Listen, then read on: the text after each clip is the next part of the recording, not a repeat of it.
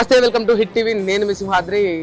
మరి మొత్తానికి నిన్న అంతా కూడా కేటీఆర్ ను అరెస్ట్ చేసే అవకాశాలు ఉన్నాయన్నట్టు మరి ఒక గందరగోళ పరిస్థితి, ఒక హడావిడి హుటాహుటిన మరి పోలీసులు వారి బందోబస్తులు చేయడం కావచ్చు, ఇక్కడ బీఆర్ఎస్ కార్యకర్తల శ్రేణుల్లో ఒక ఆందోళన దిగ్భ్రాంతి అయితే మనం నిన్న చూడడం జరిగింది. మరి వాళ్ళు చూసుకుంటే ఇప్పుడైతే కొంత కుదుట పడ్డట్టే ఉంది. నిన్నటితో పోలిస్తే ఇప్పుడైతే మరి అంతటి హడావిడి, అంతటి ఆ పరిస్థితి అయితే ఇప్పుడు లేదు నిన్నటితో కంపేర్ చేసుకుంటే.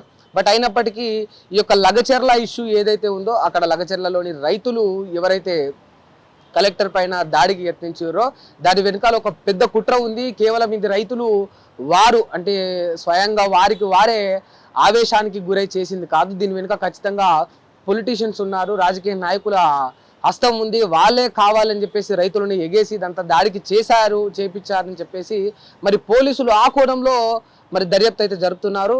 ఇందులో ప్రభుత్వం కూడా దీన్ని కొంత సీరియస్గా తీసుకున్నట్టయితే మనకు అనిపిస్తూ ఉంది.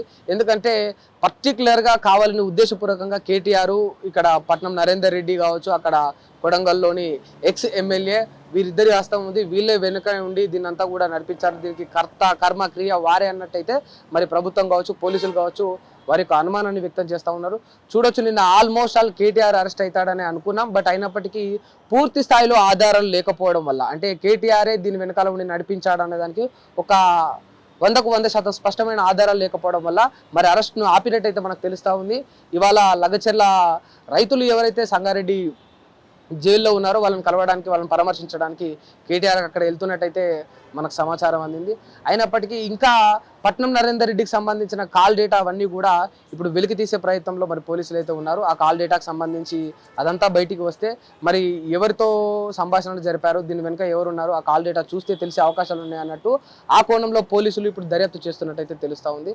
మరి తెలుస్తుంది, ఇప్పుడు చూడాలి అంటే ఏమవుతుంది, అసలు నిజంగా రాజకీయ నాయకుల హస్తం ఉందా ఈ యొక్క లగచెర్లలో జరిగిన దాడిలో, లేకపోతే కేవలం రైతులే వారు ఆవేశానికి భావోద్వేగానికి గురై ఆ దాడికి యత్నించారా అనేది వేచి చూడాల్సి ఉంది. ఏదైతే ఈ ఫార్మా కంపెనీ వల్ల ఈ యొక్క గొడవలు ఇవంతా కూడా జరుగుతుందనైతే మనం స్పష్టంగా చూడవచ్చు. ఎందుకంటే అక్కడ ఉన్న రైతులను, ఆ కొడంగల్లోని రైతుల యొక్క భూములను మరి ప్రభుత్వం స్వాధీనం చేసుకోవడానికి ప్రయత్నిస్తుంది. ఎందుకంటే ఆ భూములు ఉంటేనే అక్కడ పెట్టుబడి పెట్టొచ్చు, అక్కడ ఏదైతే అది స్థాపించవచ్చు ఆ ఫార్మా కంపెనీ. స్థాపించడం వల్ల మందులు చాలా తక్కువ ధరలకు దొరుకుతాయి, మనమే కొత్త మందులని తయారు చేయొచ్చు, మనమే ఇక్కడ ఒక బ్రాండ్గా మారుతామనే విజన్ తోటి మరి కాంగ్రెస్ ప్రభుత్వం దీనికి తీసుకురావడం అయితే జరిగింది.